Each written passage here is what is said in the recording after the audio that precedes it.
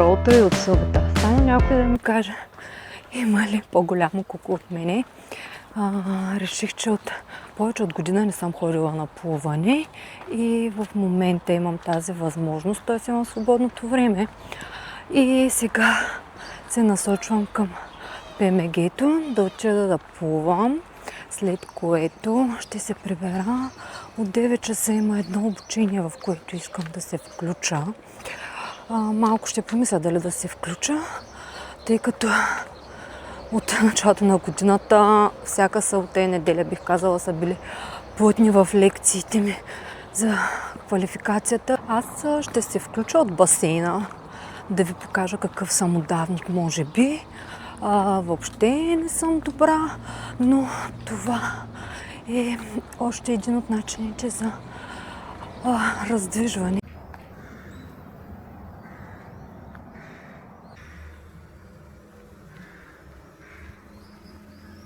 Малка промяна в плана. Оказа се, че басейнът е затворен за лятото и сега се насочвам към другия басейн на Флората. Той е още по-готин. В края на юни започват и там тренировките на Ивон.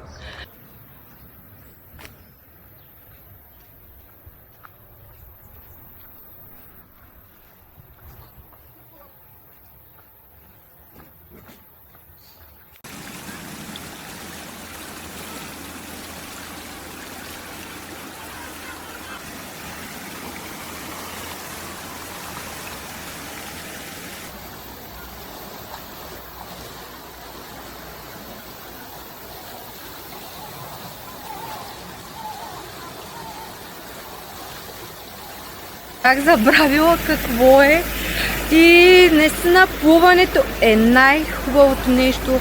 Забравяш от всичко, оставаш ти с водата и чудесно е. Сега даже си говорих с едно от момчетата от поддръжката. Много интересно. Има карта за 5 години от Индонезия, е тук дошъл да работи. Другия път ще поговорим малко повече, тъй като все още си климатизирам. Повече от година не бях идвала и утре също мисля да дойда. Малко по малко. Прибрах се и сега ще се направя за закуска, докато слушам обучението, защото съм доста гладна. След закуската малинки за десерт, една филийка, хумус, домат и 2 яйца ще е закуската. В обучението са към 300 и няколко човека сме.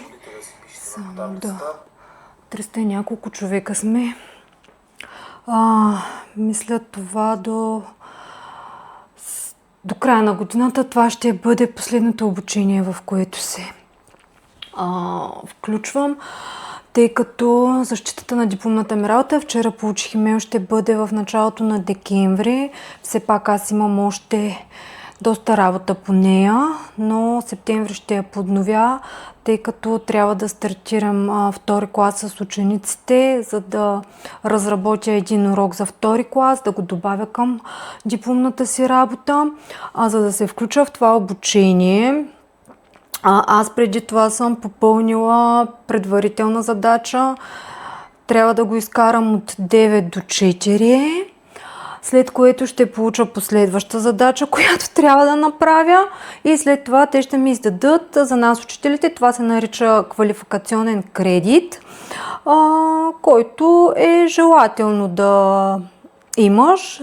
Разбира се, това е на усмотрение на самия човек, доколко той иска да се развива, какви са му интересите, защото аз се включвам в обучения, към които аз имам интереси и разбира се отговарят за възрастовата група, на която аз преподавам.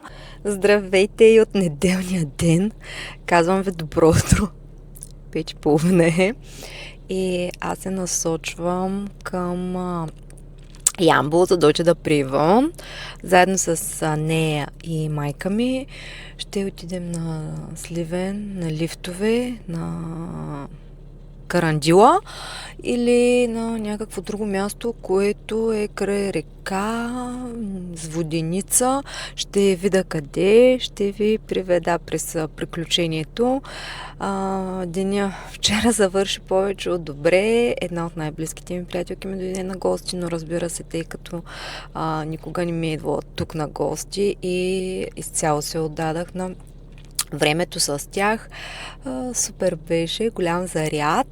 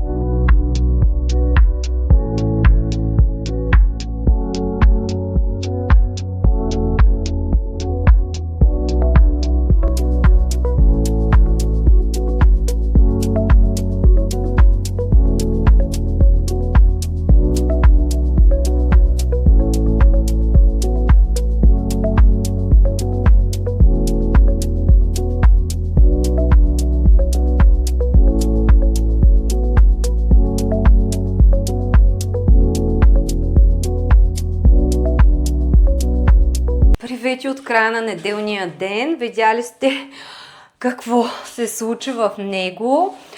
Тъкмо се прибрахме от пътя. Отидехме с един куфър, прибира се с два, както винаги с подаръци. Когато ходиш при баба си и дядо си, винаги е с подаръци. И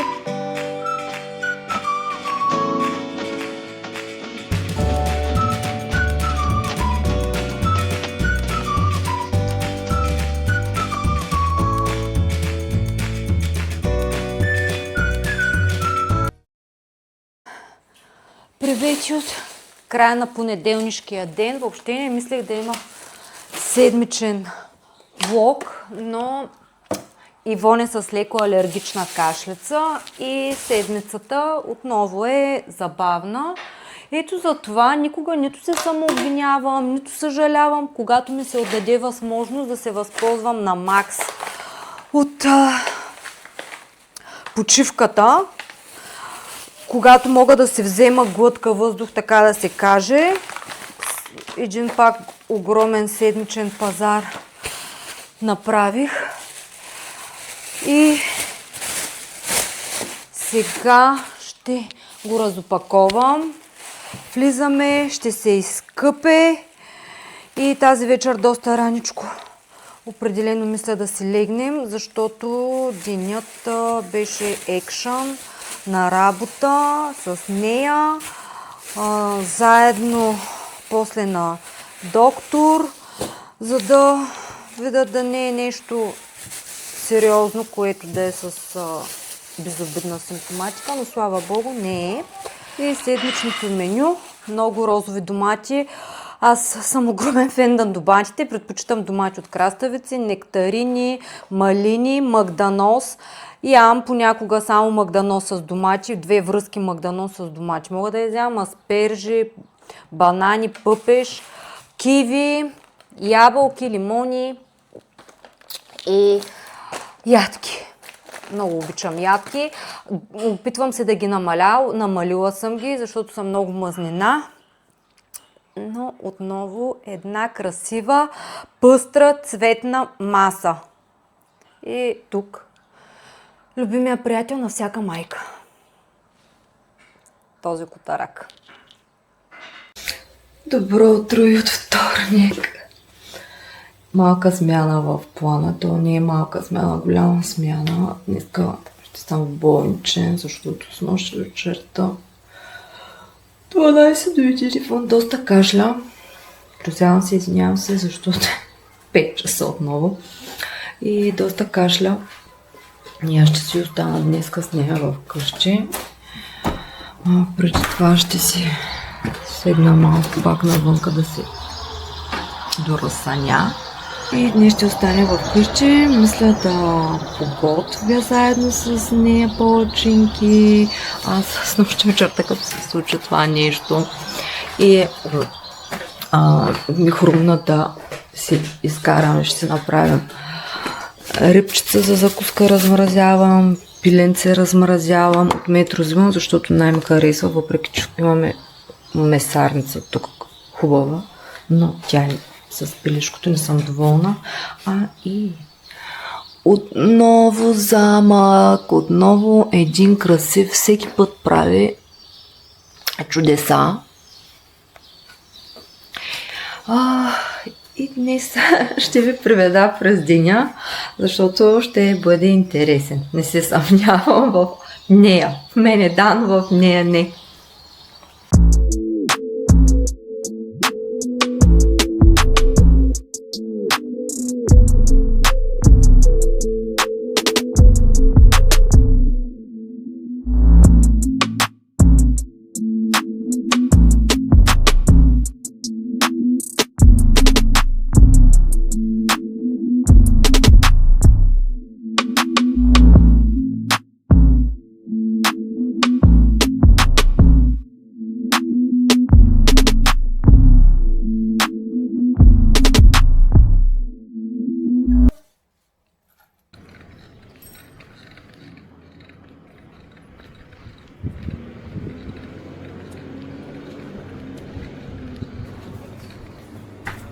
Къде е млякото?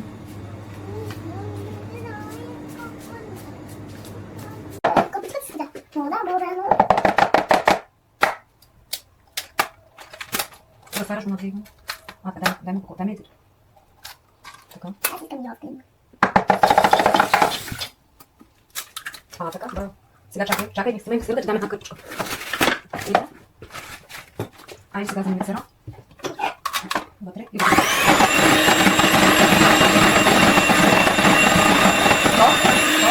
Стоп. Ето така. Сега, какво да направим? Може така. Ще вземем мляко. Аз си да взема мляко. Аз го изсипя аз. Бавничко. Мисля, че е достатъчно, нали? Или още малко? Така, стоп. И виж сега ще сложим и... Аз искам сама. Малко. Дай една лъжичка. Сложи човек. Още малко. Цяла лъжичка идва. Давай цяла лъжичка. Цяла. Айде още. Още. Айде. Стига толкова. Виж сега с миксера. Е, моята лъжичка. Аз искам сама. Нека лъжа се стави.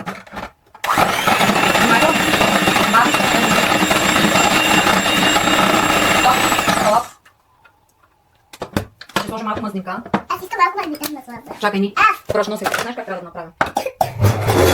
Аз искам сама. Дръж. Сама с мазника. Да, ще сложа, че ще го сичаш. Опа. Айде сичи. Знаеш как? Виж, да не излизаш купчката. Не, аз искам. Да.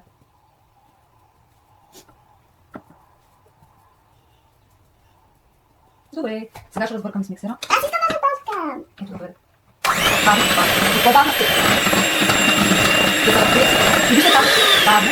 Тази ръка да виж миксера. Тази купичка да държи към твоята страна.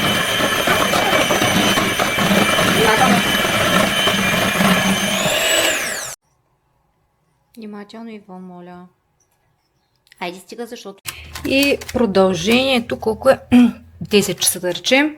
Сготвили сме двете палачинки с Иван. Сьомга готова. Тези морковени пръчци с мазнина, шарена сол, и сол отиват да се пекат. Сега ще си овкуся пилешките гърди. Нарязала съм си 5 връзки магданоза. Много желязо. Морковите каротен и витамин С. Асперите ще направя. Както казах, пилето. Видели сте, с нея сутринта отидахме до магазина заедно двете, след което готвихме двете и 2 перални съм пуснала, следователно и сушилни. И след малко, към 10:30, ще се насочим да свършим последната задача с аптеката, да вземем някои витамини. Тя твори. И продължението ще е игри, разходка, въпреки че е болна в това време, в никакъв случай аз не мисля да прекарваме в къщи.